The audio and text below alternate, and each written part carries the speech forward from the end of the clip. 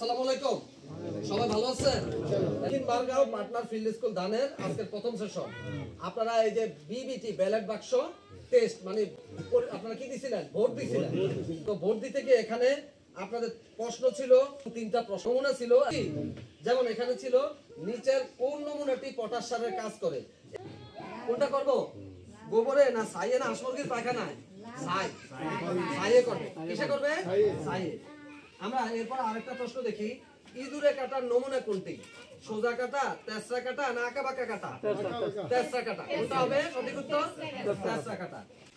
তারপরে দেখেন ভালো বীজ কোনটি? এখানে তিনটা ভায়ালে তিন রকমের বীজ আছে। প্রথমটা আছে একদম ঝকঝকে পরিষ্কার, আরেকটা আছে একটু রোগাক্রান্ত, আর একটু আছে পোকা খাওয়াইনা বীজ। এখানে সঠিক উত্তর কোনটা? ঝকঝকে পরিষ্কার যেটা, তাই না? হ্যাঁ। তারপরে দেখেন এখানে দেখেন বীজ বিশুদ্ধতার হার শতকরা কত ভাগ?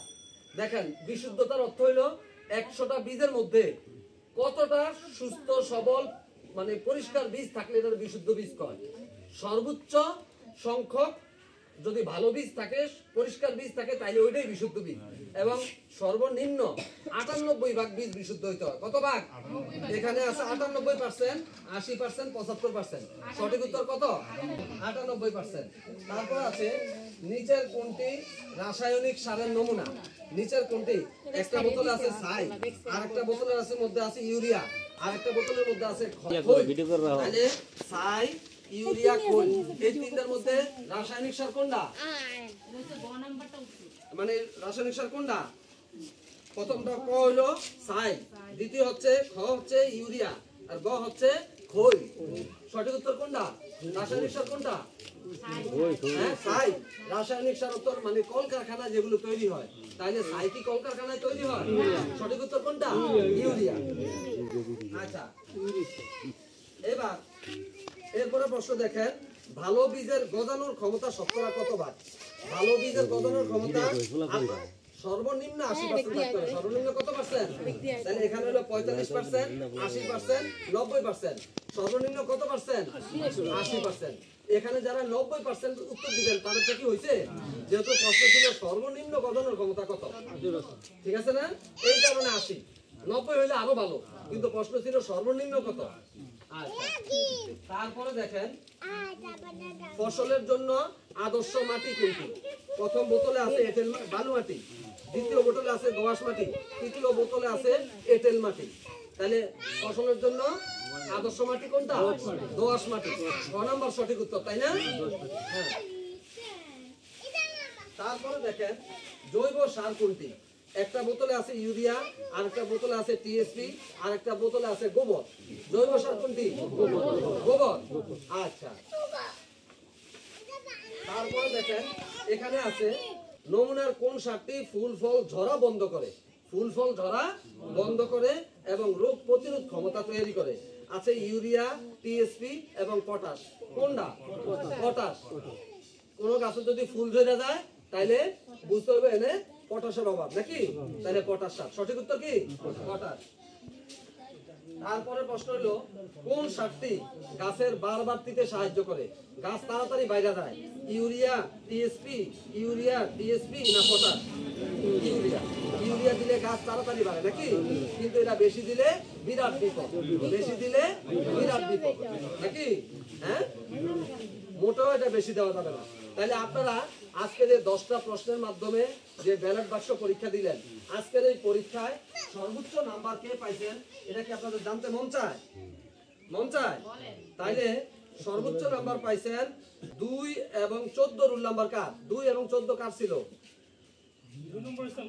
নুরুজ্জামান কে? এই একটু দাঁড়ান। আর 14 কে? মনির ভাই কে? দাঁড়ান। আর ওনারা দুজন কি হয়েছে? পাস। এরপরে দ্বিতীয় হয়েছে একজন, 20 নাম্বার। 20 কার? সাবিনা কে? সাবিনা দাঁড়ান, দ্বিতীয় হয়েছে। আর বাকিরা সব তৃতীয়। তাইলে এই ফার্স্ট সেকেন্ড যারা হয়েছে তাদেরকে আমাদের স্কুলে মনে হয় ট্রেনিং না করালে চলে, তারা তো পারে, নাকি?